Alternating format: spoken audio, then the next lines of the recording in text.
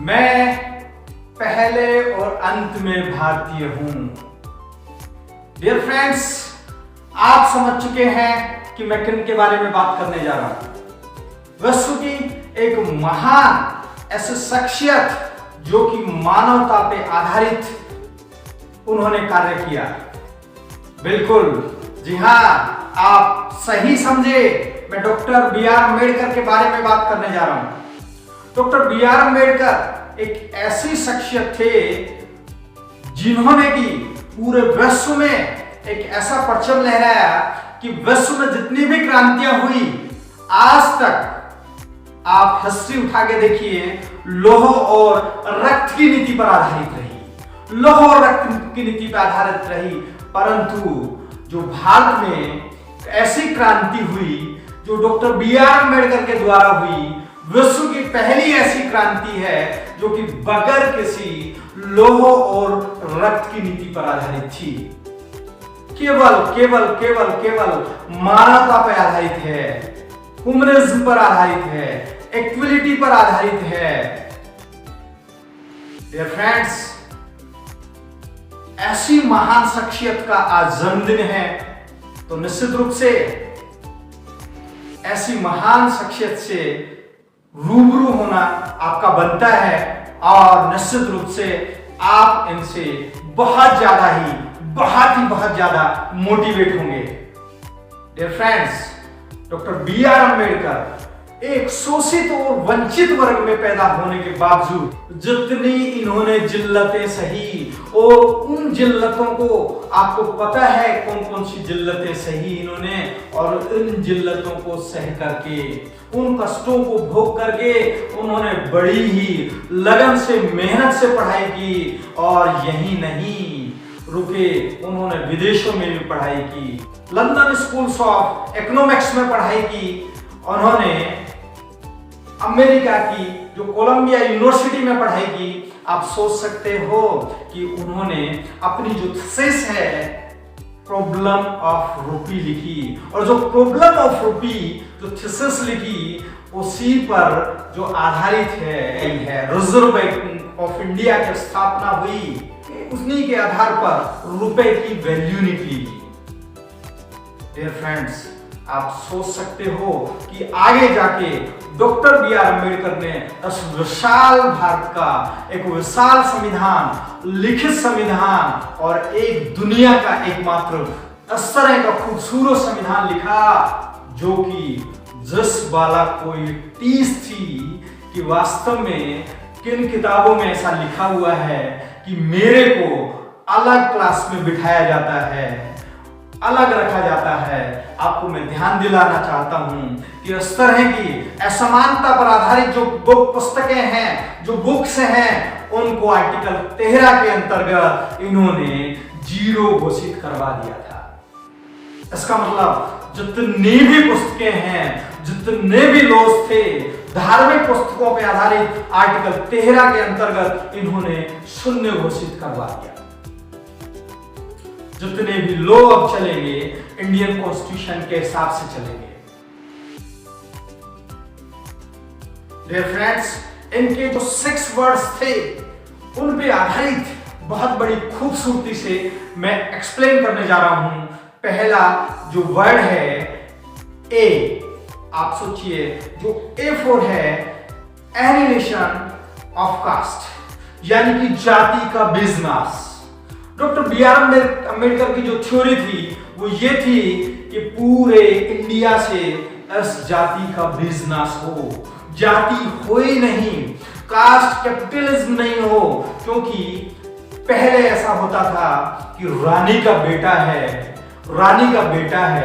रानी के पेट से उत्पन्न होके राजा बनता था, और एक पुरोहित का बेटा बहुत अच्छा ज्ञानी समझा जाता था।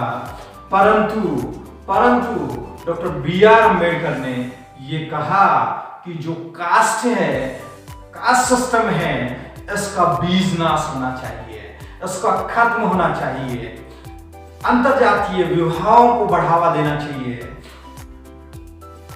और जिस तरह बेटी और रोटी का जब संबंध होगा तो निश्चित रूप से जो सामाजिक है एकता बढ़ेगी और जो कास्ट कैपिटलिज्म की जो भावना है वो धीरे धीरे खत्म हो जाएगी। जिस दिन कास्ट कैपिटलिज्म की जो भावना खत्म हो जाएगी तो निश्चित रूप से दूसरा जो वर्ड मैं बताने जा रहा हूं, ई फॉर इक्वलिटी, इक्वलिटी आएगी, समानता आएगी। और डॉक्टर बी आर अम्बेडकर ने इंडियन कॉन्स्टिट्यूशन में निश्चित रूप से इक्वलिटी डाली है और सभी, चाहे पुरुष हो चाहे महिला हो, चाहे रंग पर आधारित हो, इन सभी को एक साथ मिला करके सभी को इक्वल मान के कि भाई महिला है उनको भी बराबर पेमेंट मिलना चाहिए। चाहे किसी भी तरह असक्षम हो परंतु वो कार्य कर रहा है, विकलांगता की श्रेणी में भी आ रहा है, परंतु वह जिस पोस्ट पर है उस पोस्ट का उनको उतना ही समान वेतन मिलना चाहिए, उतना ही समान वेतन मिलना चाहिए, चाहे महिला हो चाहे पुरुष हो। और डॉक्टर बी आर अम्बेडकर ने बहुत बड़ी एक क्रांति की, आपको पता होना चाहिए कि जब मजदूरों के लिए उन्होंने बहुत बड़ी क्रांति की, मजदूरों को उन्होंने नेतृत्व किया और मजदूर है 12 घंटे कार्य करते थे, परंतु 12 घंटे का जो टाइम घटाकर उन्होंने जो फैक्ट्रीज हैं उनका जो टाइमिंग है 8 घंटे कराया और उनको बहुत सारी जो सुविधाओं के लिए वो लड़े और एक मजदूर नेता के रूप में भी उभर कर आए। सभी के लिए उन्होंने इक्वलिटी का प्रावधान किया। तीसरे वर्ड की मैं बात करने जा रहा हूं, वो L for liberty. Liberty means स्वतंत्रता। इंडियन कॉन्स्टिट्यूशन में जो लिबर्टी है दी गई है, यानी कि बोलने की स्वतंत्रता दी गई है, भाषा की स्वतंत्रता दी गई है, वेशभूषा पहनने की स्वतंत्रता दी गई है, संपत्ति रखने का जो राइट्स दिया गया है, अधिकार दिया गया है, प्रेस की स्वतंत्रता दी गई है और किसी धर्म को मानने की स्वतंत्रता दी गई है। इट मीन्स इंडियन कॉन्स्टिट्यूशन आपको फ्रीडम देता है। चौथा जो लेटर है F for fraternity. It means हमारे जो इंडियंस लोग हैं, चाहे सिख हो, चाहे मुंडन हो, चाहे ईसाई हो, चाहे हिंदू हो, चाहे बौद्ध हो, चाहे पारसी हो, चाहे जैन हो, किसी भी धर्म को मानने वाले हों, सभी यहाँ पे एक फ्रेटर्निटी से रहते हैं और फ्रेटर्निटी से रहिए, ये संदेश है इंडियन कॉन्स्टिट्यूशन में।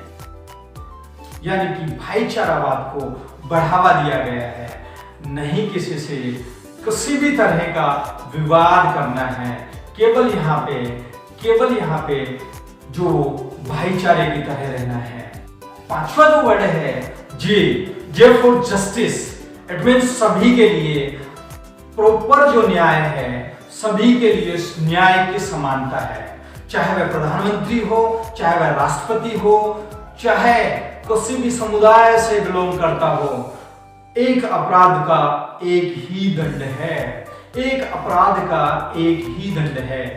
इसका मतलब यहाँ पे न्याय बड़ी ही खूबसूरती से इंडियन कॉन्स्टिट्यूशन में दिया गया है। और मैं नेक्स्ट वर्ड की बात कर रहा हूं, सिक्स्थ वर्ड है एच फॉर ह्यूमनिज्म। ह्यूमनिज्म की बात करते हैं डॉक्टर बी आर अम्बेडकर, क्योंकि इन्होंने कहा और इन्होंने वास्तव में वो करके दिखाया कि मैं मानव को मानव बना दूंगा, मैं मानव को मानव बना दूंगा। आपको जानकारी होनी चाहिए कि बहुत पहले इंडियन कॉन्स्टिट्यूशन से पहले जो दलित समुदाय जिसको समझा जाता था, उनके गले में हाडी लटकी होती थी, पीछे झाड़ू लटकी होती थी और उनकी जो परछाइयां भी किसी पे अगर गिर जाए, सोचिए तो वो ऐसा मानते थे कि हम दूषित हो गए, उनको नहाना पड़ता था। इस तरह की व्यवस्थाएं, ये मानसिक दिवालियापन था उनका और कुछ नहीं, ये मानसिक दिवालियापन था।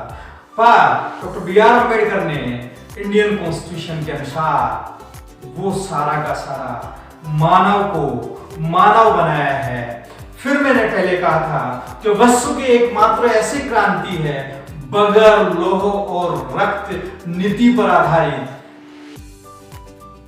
जो कि मानवता पर आधारित है, जो कि ह्यूमनिज्म पर आधारित है। डॉक्टर बी आर अम्बेडकर ने वहां से उठा के उन लोगों को दलित समुदाय, वंचित समुदाय को आगे इस तरह बना दिया, उनको मानव बना दिया, उनको जीने का अधिकार दिया, यहाँ तक कि उनका जो शोषण है वो धीरे धीरे इंडियन कॉन्स्टिट्यूशन के अनुसार खत्म होने लग रहा है।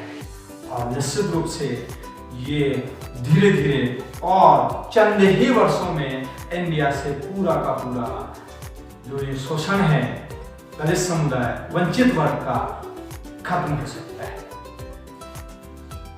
लास्ट जो वर्ड है D for Dhamma, not for धर्म।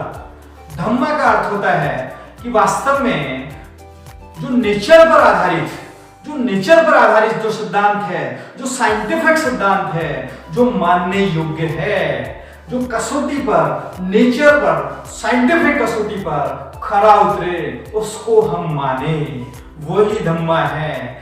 न कि लिखी हुई बातें, इस तरह ही प्रचलित जो बातें, अंधविश्वासी बातें हम मान ले।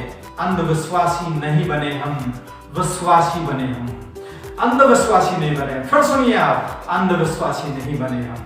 इसी तरह नहीं माने किसी बात को, किसी ने भी कह दिया अप्राकृतिक बातें बताइए आपको कि इस तरह हो सकता है, जो कि संभव नहीं है। असाइंटिफिक बातें बताइए कि इस तरह हो सकता है, तो वो संभव ही नहीं है। उस तरह को हम मानने के लिए बाध्य नहीं है, हमें मानना भी नहीं चाहिए। हमें धम्म का अनुसरण करना चाहिए।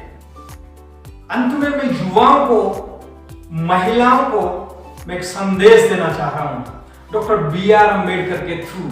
आपको पता है कि युवाओं को बहुत ज्यादा मेहनत करनी